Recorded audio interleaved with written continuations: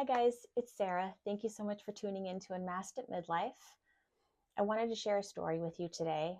When I was a kid, I remember feeling that I didn't quite fit in. I loved my friends, I felt loved by my family, but there was something that just didn't quite fit. I felt like I didn't quite fit. At 39, I was diagnosed autistic, and that really changed everything for me.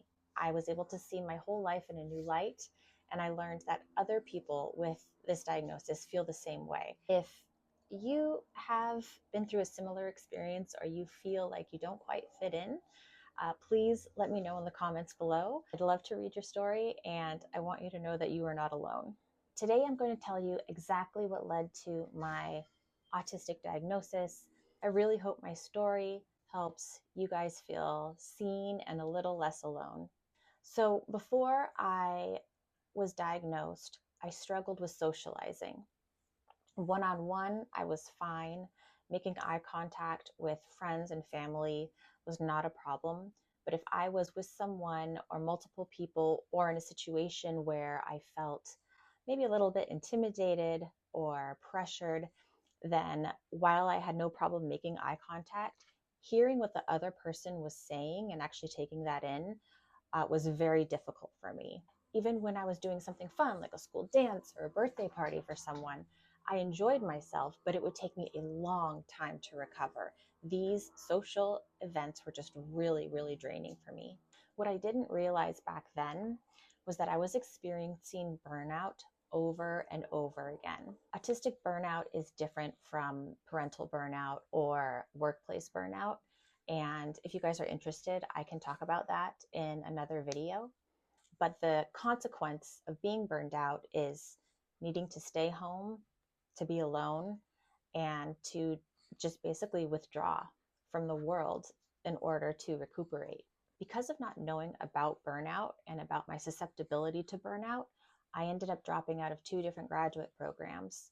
This was extremely hard on my self-confidence because I felt like I'm an intelligent person, I'm a creative person, I am a hard worker. Why can't I make it through these programs? And so that was a blow to my self-esteem. I also had a really hard time with sensory overload. Bright sunlight, hot days, crowds, all these types of things would just drain my battery really quickly. And when I got older, I became a mom, and the parenting, the noise that they make was intense, still is. But when my kids were babies and they would cry, I would have my own meltdown. If they were dysregulated, I was dysregulated. And so, as you can imagine, that has made being a good mom extra difficult. And as a mom, your nervous system is guiding their nervous system.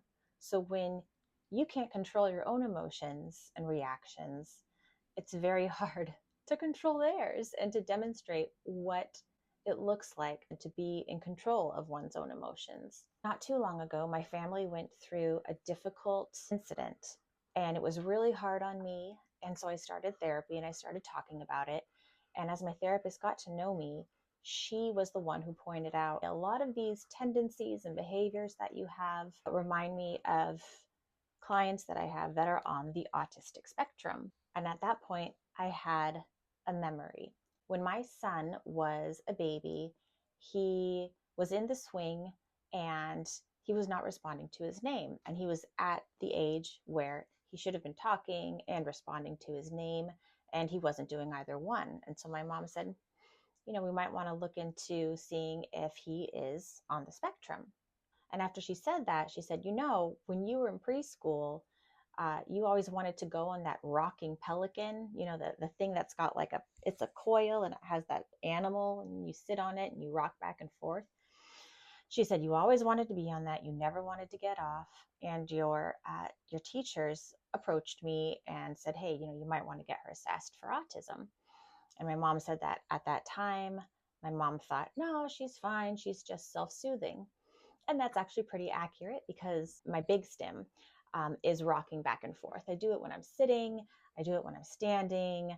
When I was younger, I did it when I was lying down in bed. And so that was just a stim that was very noticeable when I was a toddler. I had that memory. I told that to my therapist, and she said, okay, I want you to go to the Embrace Autism website and check out the self tests that they have there and see if any of the questions or the tests resonate with you. So I went to the Embrace Autism website.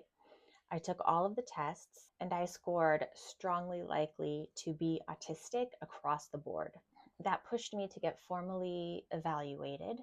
I found a doctor who specialized in assessing adults for autism. The process was lengthy, but at the end of it, she said, Sarah, I feel very confident in diagnosing you autistic.